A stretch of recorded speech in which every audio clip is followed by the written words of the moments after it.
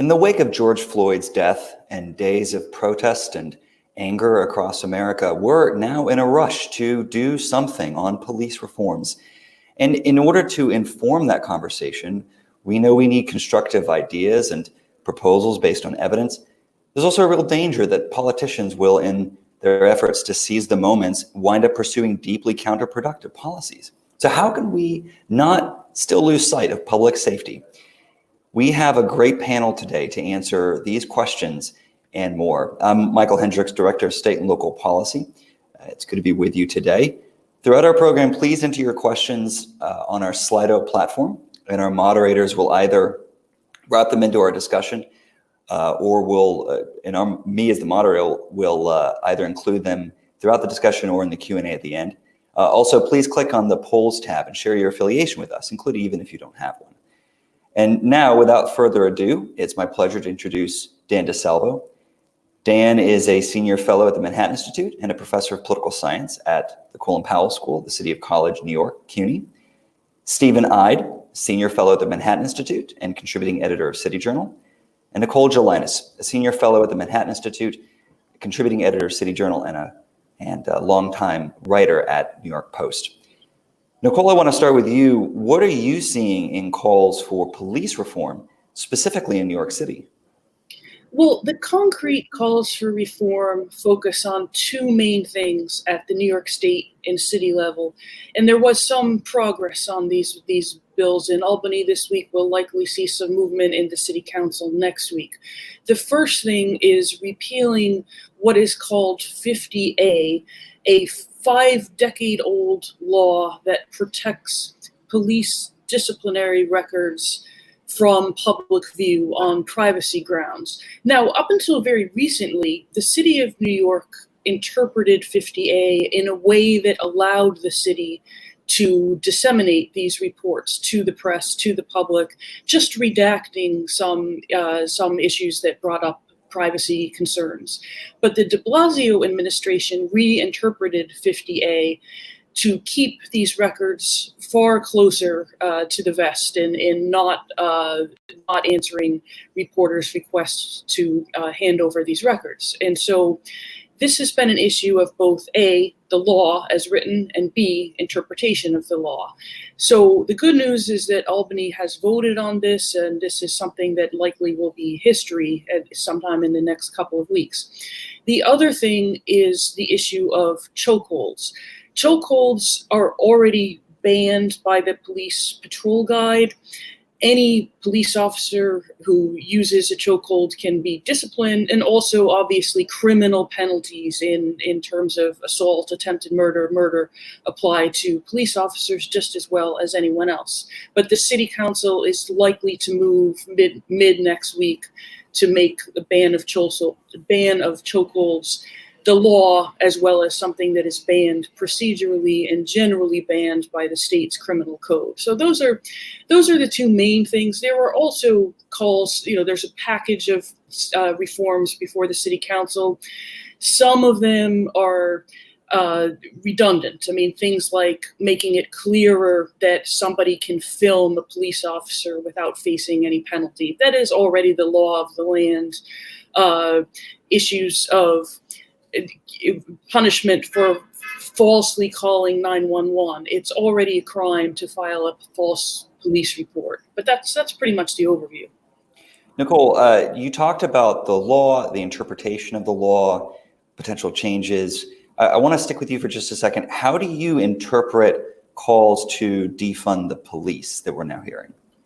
Well, defunding the police is a purposefully vague term. The word defund, depending on how you interpret it, could mean we don't have a police department to we cut the police department budget by 1%. In general, the calls on the part of various city council people, the progressive caucus of the city council, range from cutting the police department from $250 million a year to $1 billion a year. Even at the high end, if you consider that the entire police budget, including pension and health benefits, is about $10 billion a year, this would only be a cut of about 10%. Of course, a cut of 10% would be very drastic. It would be unprecedented. But we are also in the context of a historical budget crisis, which means the city is highly likely to have to make budget cuts across the board. Now, Dan, I want to go to you next. Police unions have been a big part of the discussion. What's been their response to all of this? Well, in the initial wake of the killing in Minneapolis, police unions around the country didn't usually, as they have in the past, kind of circle the wagons and defend the officer in question. But police union leaders came out strongly in condemning the killing of George Floyd. Now, that's changed a little bit as we've gotten further from the event, and there's been a bit more difference of police union reaction. Both the local police union in Minneapolis came quite out strongly in defending the officer, attacking the media and elsewhere. And as legislation and policy activity has picked up both at national, state, and local jurisdictions across the country, we've seen police unions become more vocal and more critical of some of those initiatives. So some of the reforms percolating in Albany that Nicole was just discussing have seen pushback from Patrick Lynch, the leader of the NYPD Officers Union here in New York. And in some ways, I think it's important to recognize that for police union leaders around the country, condemning the Floyd killing, which was horrible and terrible, is fairly easy to do. It's not their officers that are in question in this particular instance. So in that sense, they can do that without sacrificing any of their standing with their own particular memberships. And I'm curious too, just to also stick with you for a second, what's been the relationship between police unions and the broader labor movement in this moment? What are you seeing? Well, I think even going back, police unions have a very odd position inside, you could say, the public sector labor movement and the labor movement overall. Most public employee unions are strongly politically or very closely aligned with the Democratic Party. For example, the major teachers unions give their campaign contributions overwhelmingly to Democrats. Police unions, on the other hand, have formed strong alliances with both parties and are often closely tied to Republican parties in state and local governments. So in that sense, the labor movement's never been quite sure about whether police are really part of the broader movement or if they're somewhat of an outlier. And this also has reflected attitudes towards police unions, as you could say, on the political left and the political right. People on the political left tend to be more skeptical of the police, but they also want to generally defend unions. So they're huffing in a little bit of a bind when it comes to how to treat police unions. People on the political right are often concerned that criticizing police unions will be mistaken for criticism of police in general, and people on the political right are generally more supportive of the forces of law and order in general, whereas they're also more critical of labor unions. That's very interesting. And I do want to come back to this, but that actually takes us to you, Stephen, about how calls to defund the police have often pointed to Camden, New Jersey's experience. What can you tell us about what that experience actually entailed, and even the role of unions in that reform? Well, the Camden police reform that everybody's been kind of interested in over the past couple of weeks, you had a kind of perfect storm of circumstances around 2010, 2011. Camden's one of the poorest cities in America, a history of a serious crime problem, and also a serious crime of bad relations between the police and the community. When the Great Recession hit, economic woes increased, crime was going up, and the police department had also been hit by some corruption and abuse scandals. And so there was an interest among state and local officials of trying to do something new. Many reforms, many attempts to improve Camden had not worked. And so the plan that they came up with, Governor Christie's administration, and also county and city officials, was to disband the old Camden City Police Department that had been around for over 100 years and replace it with a new county police department, a department within Camden County government devoted towards policing services in the city of Camden. And the main kind of substantive benefit that this yielded was a new union contract. You create a new department, you get to enact a new union contract. All the officers were laid out in the old city department, including the police chief, and then were offered jobs in the new county department. Most of them were rehired, not all of them.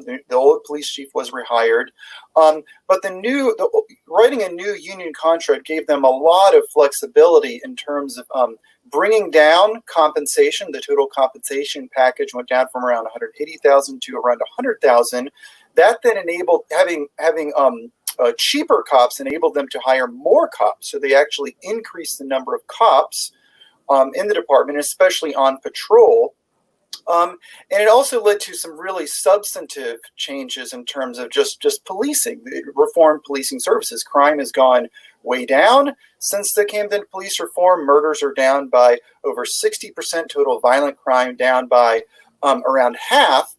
And police community relations have improved a lot as well as a result of having more cops out there in the neighborhoods. The clearance rate has gone up. So Camden not only has less crime, the crime that it does have, it's solving more of that crime. That's clearly an indication of improved police community relations. And it proves the thesis that the problem with Camden and in its kind of battle days before the reform was it had a problem of under-policing. And looking into this debate over defunding the police, if this is done recklessly, if this is not done in a smart way, you're going to have to see police departments probably retrench, focus only on serious crime. You'll have less cops available to be out in the neighborhoods doing things like foot patrol, doing things like bike patrol, even like soft stuff like showing up at community picnics. In Camden, those types of functions, which seem often so soft, have yielded really concrete benefits in terms of both public safety and improved police community relations for that city. And again, at the heart of the reform was, yes, changes to the union contract. And Stephen, it seems like then there's an important difference between calls for defunding the police and quote unquote police abolition. Those can be different things, right? Camden is different than police abolition. Yeah, absolutely. I mean, like a lot of people, I'm not sure where this debate is headed. As Nicole said, if you're faced with a historic budget deficit, then likely police departments will have to see their funding cut. I don't know if that means we've defunded the police to activist satisfaction. But, if you look at the historic debate over policing in America, I mean, let's assume that we're still going to have millions of handguns out there in city neighborhoods, that there's still going to be calls for service regarding murders, regarding shots fired, and that we will need police departments to respond to those calls. That will mean a more kind of hunkered down, retrenched policing model, somewhat similar to the type of model that police departments tried to develop around the post-war era. The LAPD in particular was famous for this. Professional policing, 911 policing, cops in patrol cars moving around quickly, efficiently, responding to serious crime fighting. The problem with that model was that it did not keep crime down. Crime went way up through the 60s and 70s after this model was implemented, and also the relations between police communities deteriorated, and it led towards the debate, the interest in various community policing strategies developed into the later 20th century. So, we really need to be thinking about, keep our history in mind as we're debating these reform proposals. And I do want to get back to the conversation in community policing, but also to encourage our audience, if you have questions, please submit them. I would love to be able to ask your questions to our panelists, and also to our panelists. They are also free to ask each other questions too. We definitely encourage that. Nicole, help us to step back here a little bit. What is the political environment and backdrop behind all of these conversations and calls for police reform? Well, with the understanding that the George Floyd killing became a mass, national, and global movement, a newcomer to New York might wonder, why was the goodwill so non-existent between the police the elected officials and pretty significant portion of the protesting public after many years of essentially total Democratic and liberal and progressive control of New York City government, including Bloomberg. I mean, Bloomberg was far more of a Democrat and a progressive on most issues than he was a Republican. And I think the answer lies somewhat in our highly dysfunctional method of turning advocacy into law. We have a culture where the elected political class encourages open-ended months, if not years and decades, of advocacy and protest to get even the tiniest law reformed or passed or repealed. Not to say that 50A is in any way insignificant, but we can make this case with far less significant issues. Take the issue of vending reform. Last year, there was a case where immigrant woman was illegally vending in a Queens subway. Who had received multiple summonses for vending in the subway. She did not comply with police requests to move her out of the subway one day. She was arrested. She was given a desk appearance ticket. She was not put in jail. She was not abused in any way. And that was that. Now, the entire elected political class came out and stood behind her and said, this is an outrage, this is an abuse, this is an injustice. But the one thing that did not happen was that they did not change the vending laws. We know that the vending laws need reform. We need to have more vending licenses in return for more enforcement of some of the quality of life issues like smoke and trash. We have known this for at least 10 years. But the elected class, because it doesn't want to anger any faction of multiple factions who have various views on vending, would rather just stand behind this woman and pretend to have solidarity with her and hope that the entire issue just goes away and people forget about it, which essentially they did. I mean, this poor lady, if she wants to go back and vend, is going to be in the same situation. All of these people standing behind her did not help her. That is true on many, many issues, including issues of greater importance. Take traffic safety. We know from global examples what laws and what type of enforcement need to be in place to assure that people can walk around, bike around, drive around in relative safety. But it takes New York City years and years and years, and the state too, to enact the simplest reforms: speed cameras, red light cameras, lower speed limits, putting in bike lanes. You have an advocacy community of thousands of people, including people who have lost loved ones to traffic violence. They have to go out there continuously and make it almost a full-time job before the political class will do even the most modest reform. I mean, if you think about like closing Central Park to cars, it took 60 years. I mean, is this a success or a failure? So when you come to the even more existential, important issues like police reform, police brutality, what do we want policing to look like?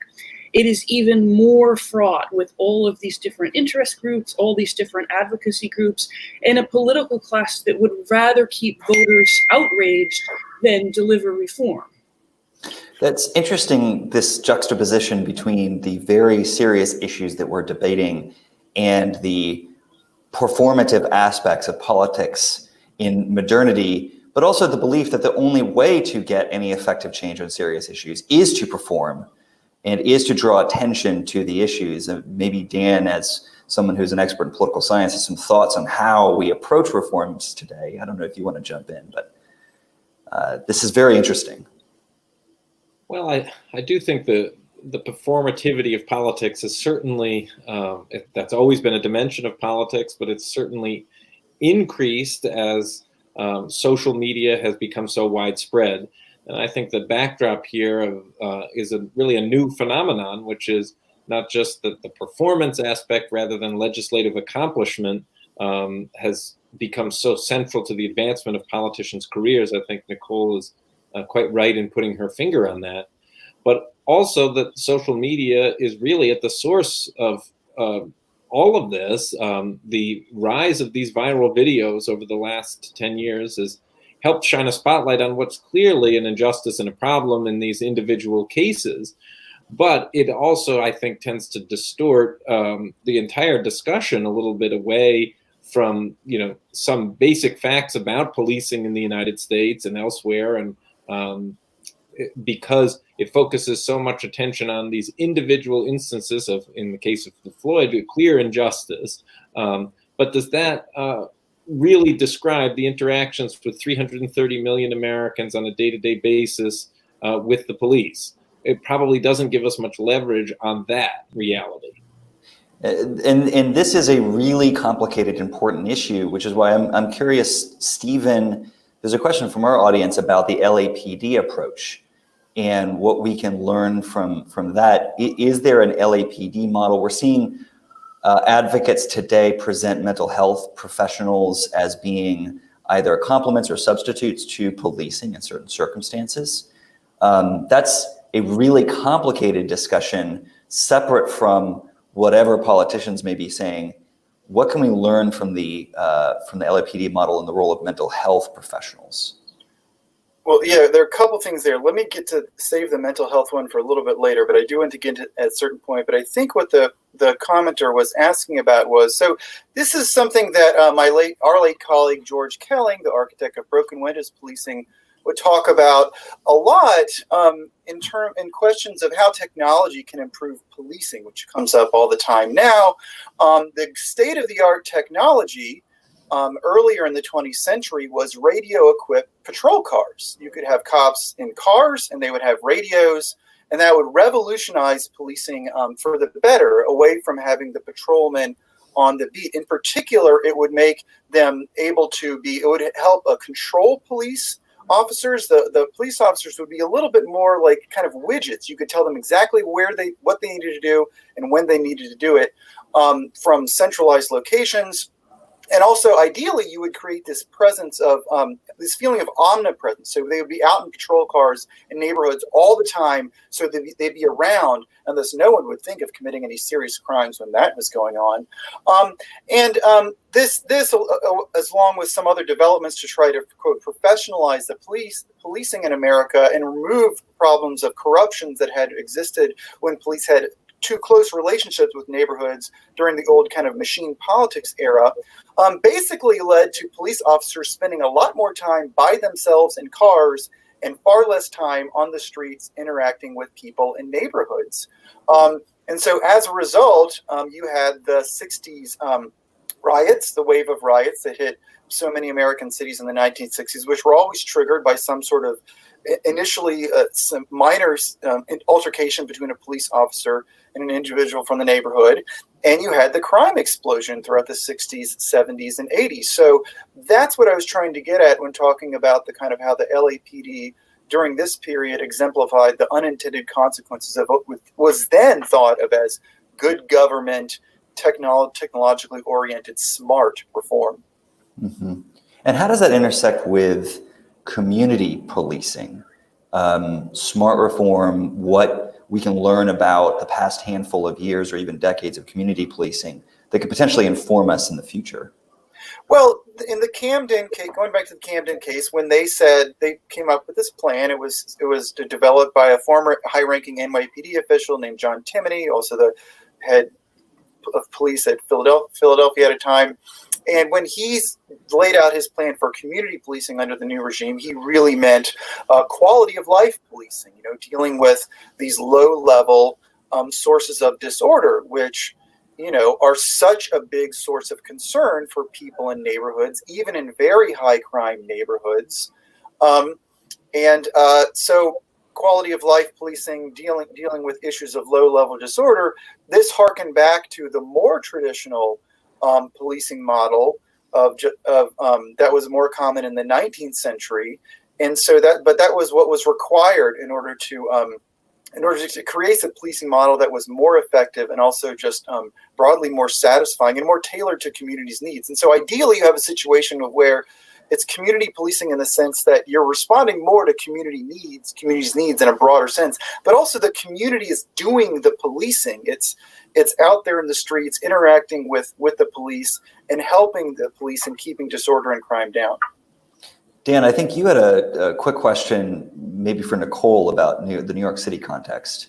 Yeah, following on Stephen's point about the kind of community policing where officers are going to be engaged in order maintenance on the street, New York obviously was a pioneer in adopting some of this, and through what's been now called stop, question, and frisk, which really came into being in the first iteration under Giuliani, and then the various police commissioners, Ray Kelly and Bill Bratton, but I wonder if Nicole might reflect a little bit on New York's experience and the state of mistrust that we sort of observe today between communities and the police. I confess I'd add to this question for you, Nicole, by just saying I often wonder what is public opinion beyond the protesters in many parts of New York City. Many people really do want the police protection beyond that. So what's the true state of public opinion beyond this, as in light of recent history and experience? Yeah, thanks, Dan. I think you raised two interesting points, and I'll start with the public opinion. We don't know what people think right now, except for on the national level that people obviously and rightly feel broad sympathy with the injustice done to George Floyd, and of course feel sympathy with this protest movement that has built up around it. In every poll that's ever been done in New York City, though, going back to 2 years ago, the vast majority of people in every neighborhood want policing in their neighborhood and have different degrees of worry or concern about crime. So a mass defund movement, like the First Lady said the other day, it would be a nirvana if we don't have any police in New York City. Maybe people changed their mind over the past few weeks, but there's no evidence that people have supported that up until now. And yes, I think with the stop, question, and frisk issue, if we think back to 1990, actually during the Dinkins administration, that is the year that the murder rate peaked in New York, more than 2,200 people killed. And Bill Bratton, then the transit police head, started to roll out these new ideas in the transit system, where he would say, someone who is entering the transit system without paying the fare, let's stop them in doing that because they are committing a small crime by not paying the fare. Maybe we can prevent them from committing bigger crimes in the transit system once they've entered without paying the fare. And there's no question that this worked. I mean, the New York Times, when Bratton started doing this, said, well, we're never going to fix crime in the subway. I mean, we had 26 murders a year in the subway, and the Times said, that's as low as it's going to go. You probably won't get murdered in the subway if you're careful. I mean, that literally is what they wrote. And 3 months later, the Times was saying, this worked, that we have gotten all crime in the subway down by double digits. Today, it is very unusual to have more than 2 crimes in the subway, although this year so far we've already had 3, which is an indication of the lost equilibrium of the foot traffic and everything else with the pandemic. But obviously, as crime went down from 1990 to the early 2010s, the trade-off that people were willing to make in order to keep crime from going down further became different. If you are more worried about crime, you maybe are willing to give up a little bit more in terms of civil liberties than when you're not as worried about crime, because there's only 350 murders. And of course, as the murder rate went down, it was much harder to get the murder rate down further. So the Bloomberg administration adopted a very mechanized approach to stop, question, and frisk at the same time when they were cutting officers. So every officer had to be more aggressive in order to have the same level of policing on the streets. Obvious that 600,000 stop, question, and frisk a year was far too many by 2013, given the crime context of record low crime, the changing political, legal, and social context. And the system to some extent worked, in that Bloomberg faced legal and political challenges to stop, question, and frisk. He cut back significantly by double-digit percentages. De Blasio ran on this and he won. He kept stop, question, and frisk down and pushed it down even further. Well, crime also stayed down. I mean, we have to give de Blasio credit. Until late last year, crime in New York City remained at record lows. The biggest threat, I think, is the bail reform law, which took effect in January. We already started to see problems with recidivists being bailed out and going on to commit multiple more crimes while bailed out in January and February. But yes, I do think, the short version is, yes, the whole question around stop, question, and frisk certainly exacerbated relations between police officers and young men. But it was a case where the political system worked, that we did not see this level of protest and, in some cases, violence in order to get this to change, and change quite drastically over the past half decade. And Stephen, I think you have a follow-up too. Yeah, speaking, again, trying to shift focus from just like rhetoric and advocacy to what reform would mean in concrete terms. Just so those of us can evaluate like what we even think about it, getting back to the issue of union contracts. I mean, and this is a question for Dan especially, but also Nicole may have something to say. When you talk about collective bargaining, it's a give and take. And generally speaking, whether you're talking about teachers or cops or whomever, if you want changes to work rules or really almost anything, you have to give something of a financial nature. We are in a context in which it would seem that governments have very little to give of a financial nature because of this historic deficit induced by the coronavirus. So if these are changes that somehow need to be done through the collective bargaining contracts, dealing with clauses in contracts that political leaders don't want, how are you going to do that if you have nothing to give financially for those changes? Yeah, it's a huge problem to be dealing with this matter in the midst of a massive economic downturn and the coronavirus, which you could say all of these things really tie officials' hands and limit their options. But I think, as you can see, as has already started in Minneapolis, collective bargaining reform, or at least starting at the very local level, operating inside the existing collective bargaining rules, management side is going to push back a little bit more firmly on trying to eliminate what they see as some of the barriers to weeding out poor performing officers or officers accused repeatedly of misconduct. You could say to weeding out the bad apples, and that really should be the targeted goal. Now that's going to require a delicate balance that doesn't push back too strongly against unions who want to protect all, who are by law required to defend all officers equally, and want to protect good officers as well. And we've got to strike a tough balance here between paying police and making the job attractive and giving them sufficient job protections. Perhaps things have gone too far in the direction of giving too much job protections, and maybe that's an attractive aspect of the job, but not enough salary. And as you say, recalibrating that balance might be a certain way to go. It may also be the case that steps could be taken in these tight budget times with more salaries for a fewer number of officers in an effort to professionalize and increase the talent pool of people who are attracted to policing. There's actually a great question for follow-up here from Julie, one of our audience members. What are the chances the New York State Legislature will mirror the reforms that occurred in Camden, and specifically pertaining to union reforms? So I think the state role, the role of state government and Chris Christie's administration, actually the governor's role, more than the state legislature, is really interesting in the case of Camden. The way I got interested in the Camden police reform is because I was researching like ways that state governments could help fiscally distressed cities. And this was an example of where the state intervened in a quite forceful way, but also an effective way.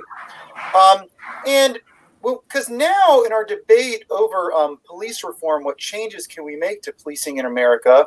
our interest instinctively goes to, well, first of all, the U.S. Congress, because every local problem, maybe the Congress can just write a law and like solve all our problems, or mayors, city councils, state government. People have been focused on passing laws, but in the case of Camden, it was really more this kind of like interventionist role that the state made. The problem that we have is more of a nature of bad apples, maybe individual bad departments that have a particularly noxious culture, then a broad approach, a new law, is not going to be the most effective way to address it. You're going to need a more kind of targeted intervention. And in cities like Camden, I think state government leadership from the executive level is absolutely pivotal. I mean, there are many cities like Camden in America. They're very poor and highly dependent on state government. Camden is too poor to support municipal services on its own. It can only support municipal services with massive financial assistance on the part of state government. And Chris was not interested in just continuing to throw more good money after bad. It wanted to enact reforms along with continuing to support the city. Again, there are many cities like Camden that are poor, have poorly functioning municipal governments, and are reliant on the state. And so oftentimes I think if state governments, and particularly governors, would use the leverage that they have with these cities, then you might be able to address these issues in a more kind of surgical, targeted way. That's interesting. Nicole, I think you may have a follow-up question too. Yeah, I wanted to ask Dan a question, since you know more about public sector unions than anyone else. Should police departments go to the completely opposite extreme, where police officers earn more money, maybe they make a higher salary but without overtime, but they are at-will employees? So someone like Daniel Pantaleo in the Eric Gardner case 6 years ago, the city of New York could have just said to him, you know what, we're not going to do an investigation. We will leave that up to the criminal justice system, but we've decided that you're not right for this job, so today's your last day, instead of having a 5-year process on which he was still on the payroll. Would that be a better model, and what kind of impact might that have, good or bad, on police department culture? Yeah, in some way, it's an interesting model. I mean, clearly we're very far away from that model. We're at really the other extreme. So getting from one extreme to the other would be a politically perilous voyage. Beyond that, I think we do sort of have an example of something like that. If we look at the U.S. military with the all-volunteer Army, it's really the deal that was offered in the wake of the Vietnam War to improve the military's image and to address serious recruitment problems was, we're going to pay more, but we're going to expect more, and we're going to try to recruit more talented people into the military. And the deal is actually really quite good, but the number of job protections is actually really quite small, and you can be dismissed. I mean, it's much closer to an at-will employment situation. So we do have something of a model along those lines. I mean, it's not in the police context, but it is in the armed services. I think the big question for recruitment for police, if one were to move to that model, would really be for, say, younger officers. In many cases, it's only officers who are coming in with just a high school diploma. They're in their early 20s. They're developing skills as police officers, but the job protections are valuable to them because just the nature of policing is going to lead to complaints, right, by citizens, police, especially police who are active and vigorous in maintaining order and seeking out criminals, are going to face complaints, some of them justified, some of them not justified. And for those younger officers in particular, if they were to lose their job, they haven't really gained a set of skills that are going to be transferable to another line of, or quickly transferable to another line of work. So that job security is really quite valuable. And I think just the nature of policing does lead to probably something short of at-will employment, where we need to have a process where complaints can be investigated and see if they're sustained or not sustained. The problem is today that the process for investigating complaints against officers is often so convoluted and difficult and ending up in arbitration that really nothing can be done, and management has lost too many of its rights. And we need to work in some ways for management to be able to act with greater swiftness. But perhaps going all the way to the alternative model, while it would be maybe a bridge too far. And Dan, I mean, it's true too that in the military, you can go off and get higher education, you can get graduate degrees, that is actually beneficial to your career. I wonder if there's a similar dynamic or if it's different in the police force too. Well, I mean, if you look at the general trajectory of police officers' career, sometimes people sort of 20 years up or out, meaning if you're at the officer level, you do your 20 and either you move up in rank and move into police management and you stay on the force, or you retire after those 20 years. Policing is in many respects also a young person's job. It requires being on your feet all day. It sometimes requires violent and dangerous situations where physical strength is required. So, you get a little older and your back gets a little stiffer, patrolling a beat is just not going to be for you. So those kind of avenues of further education and where people could go from beyond there, that hasn't been explored to my knowledge in the policing context. Interesting. Now, I do want to really focus now on some of the reforms. I know we have a number of questions from the audience on that. But Stephen, I know that we had briefly talked about the role of mental health professionals. Can you unpack the mental health aspect of policing, either in policing or as a complement to policing? Because I know that from our audience, some of them are asking, if there is a defund movement that succeeds in any degree, and there's a move to reallocate funds, should it be towards mental health professionals? Whether or not we actually think that's a good idea, what does that look like? Maybe unpacking the role of mental health would help us.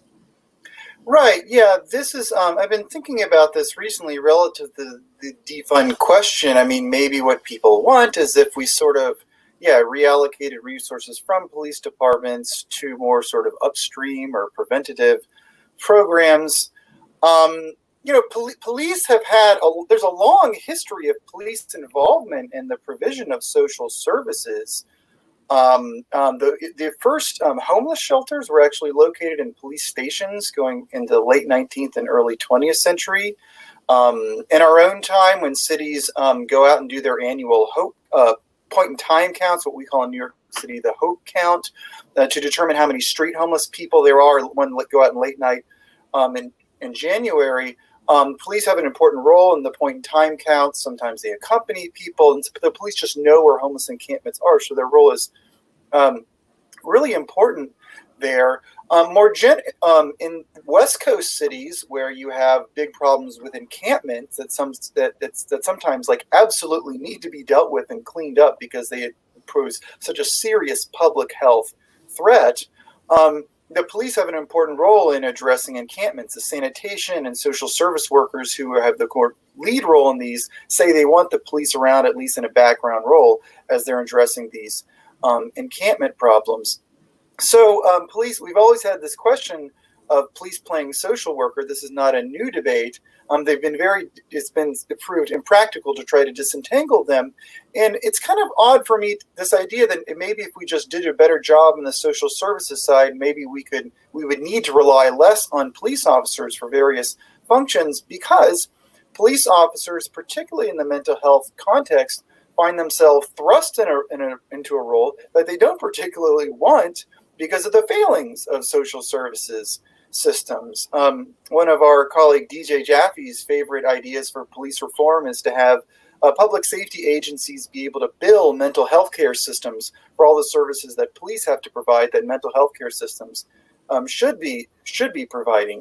Why do we have so many seriously mentally ill people in jails and prisons? It's not because the corrections departments wanted that situation. It's because they were thrust into that role. So, is it conceivable theoretically that if we invested more in mental health care that we could, reduce the risk of police shootings and mentally ill? Certainly police shootings of mentally ill people are too high. But there are some worthy mental health programs maybe that could benefit from more money. But our mental health care system has so many more problems than just a need for resources that if we're just just taking money and putting it into the same old mental health care or social services systems that create so many problems that now wind up on the police lap to begin with. I just really wonder what people are thinking, if they're actually serious when they're thinking about those proposals. And I do think that is actually a broader question that we can begin to tackle is, what is a constructive role for lawmakers, local, state, and federal, to address these challenges? I wonder if we can go back a little bit to our discussion on police unions. Is there something that can or should be done there that, regardless of the moment that we're in, that there's been a good, healthy case for some kind of reform for some time? What might that look like? Dan, I wonder if you may have some thoughts. Others can jump in too. Well, I think, what we're seeing beginning at every level of government is a push and calls for reform. Now, at the local level, that you're constrained much by existing law. So I think the first thing that local officials need to do is, when collective bargaining contracts are up for renegotiation, most contracts last about 3 to 5 years, is that the officials should push more vigorously and re-examine and then perhaps push more vigorously for change to their grievance and arbitration processes, to other disciplinary procedures that constrain management. That would be a first stage for local officials inside existing law. For state officials who can really set the terms of collective bargaining, they could revisit the entire terms of collective bargaining. And many state laws also provide substantial protections beyond the union contracts. I believe about 16 states are called law enforcement officers' bills of rights, which in statute specify the procedures that must be followed for investigation and discipline of police officers. So there's lots that states might want to try to do at the state level to either reform collective bargaining itself for police officers, or perhaps for public employee unions more generally, or might do it on existing statutes relating to disciplinary procedures to empower management, that is mayors and police chiefs, to better change the culture and thereby improve community relations. At the congressional level, going all the way up to the federal level, in our federal system, Congress is fairly limited in what it can do, but it could try to incentivize those kind of changes that I just mentioned at the state and local level through grant programs, through the Department of Justice, through incentivizing new kinds of tactical training for officers. So there are things that Congress is currently debating and could do as well that would supplement and reinforce what states and localities might be considering. And Nicole, I wonder if you may also have some thoughts too on constructive things that you may have already been arguing for some time. Yeah, if we move away from this very poisonous environment where you're either with the police or you're against the police, there are a lot of things New York City can do, even without changing the law, to improve police and public relations. First, we have, 9/11 was almost 20 years ago. In response to 9/11, the police department did become, what many call more militarized, and that is true. We have a big chunk of our policing is show of force policing, where you line up 30 police cars at a parade, and I'm talking about a peaceful parade, not an anarchist protest against police. You line up 50 officers with machine guns outside a public event.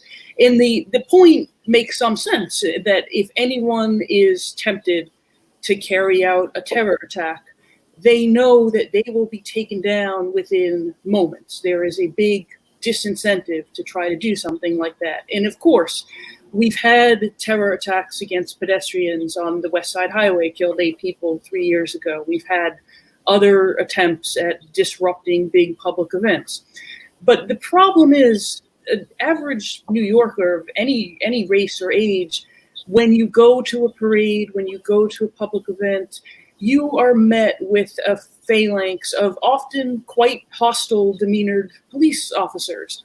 is that something that we can change, or at least think about changing? I mean, even when it comes to something like, if you want to go back to like a stupid, not that important example, when they police crowds at Rockefeller Center at Christmas, the people who do things like change the ropes and when you can cross the street and when you can't cross the street, they don't have a friendly demeanor, because their point, if you get into their head, is we don't want to encourage anyone to break these rules. If you dart across the street when you're not supposed to, you'll be taken down. I mean, that's the demeanor they're trying to give out to discourage you from doing that, because if one person breaks the rules, then everyone's going to. So you can certainly understand their point of view, but also understand the public's point of view when confronted by this.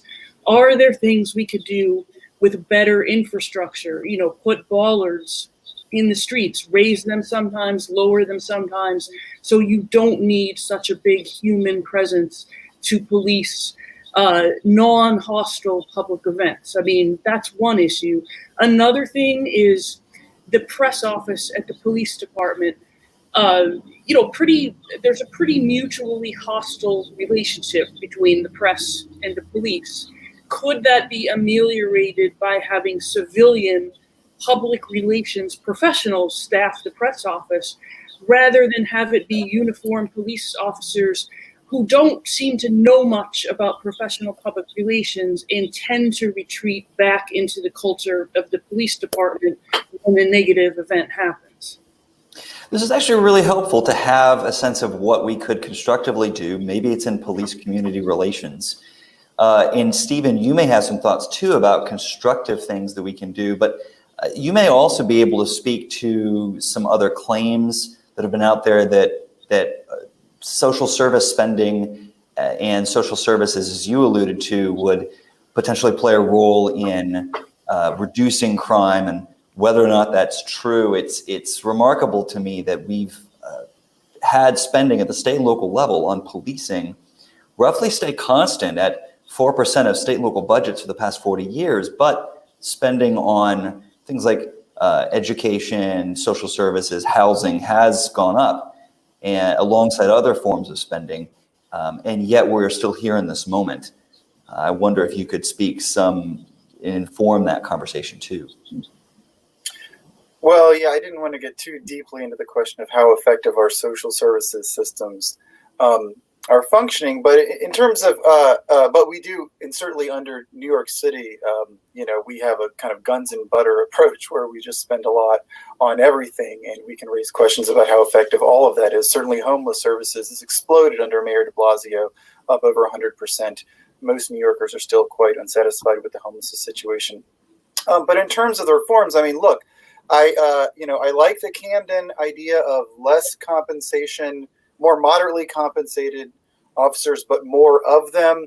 I don't, and I'd look in particular in benefits packages. I don't think that the healthcare packages and retirement benefit packages have to be as generous as they are in order to attract and retain a quality police force. And again, you could be talking about more police officers if you restructured those benefit packages. In terms of civilianization, certainly civilianization was a big part of the Camden story. It was a big problem that you had a lot of officers not out on patrol, instead doing desk work. So that was something that they really targeted. I think that's something you do have to be careful with, and you do have to talk, really pay attention to what the culture of policing is. I've seen people, for example, claim that maybe we can have precinct commanders in New York City be civilians as well. I mean, we do have civilian control of our police departments. They are under elected officials. So we don't have to civilianize the complete, more of the command and control structure necessarily in order to make sure that we're getting, the type of civilian pressure that we want. And in the military, this is a very touchy issue, why the people at the upper reaches of the Army tend to have combat experience, because if you have a lot of officers out there who have patrol experience, they may have trouble respecting a commander who doesn't have the type of patrol experience in their background. And another idea, just to really kind of spitball and throw out there, that's a very small number of very small number of departments have cities have experimented with over the years is cross-training police and fire. If we were to start our municipal services array, if we were to found city governments anew right now, instead of deal with the kind of legacy array of departments and services that we have that were developed in the 19th century, it's not obvious to me that we would have separate police, fire, or even necessarily EMS departments. I mean, it might look something more like the Army, where you have a vast array of different functions within the same department. Some departments have basically merged police and fire. And if you think about the type of functions that are performed by police officers within the same police department, like detective work versus patrol work, very different functions, yet they're under the same command control structure. It's not obvious that fire and EMS would be so completely different that they couldn't be combined. Again, a very small number of city departments have experimented with this, but if you're really looking for kind of a new, fresh approach like they did in Camden, I've always thought that this is an idea that never got as much traction as it should have in reform discussions. Very interesting, Stephen. Dan, I wonder if you could talk to the compensation structure for police and how that might change following these experiences and these lessons learned.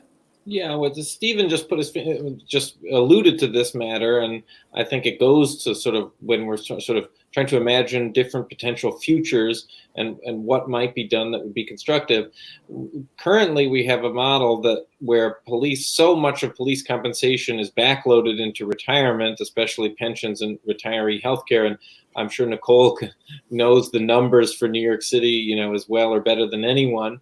But one might wonder whether a reform that said, well, we want to move away from the traditional defined benefit pension plans and give officers, and instead of spending so much on pensions, we want to give officers more money in salary up front, or we want to use those monies freed up to hire more officers. So that goes to, in some ways, a debate or discussion about whether you want to follow the Camden model of cheaper but more police and using some of those funds for that, or if you want to try the sort of U.S. military model of perhaps fewer police but compensating them better and holding them to really higher standards, and saying that that's a sort of approach. But looking at the structure of compensation and changing that might be a way to move towards freeing up some dollars to make those changes.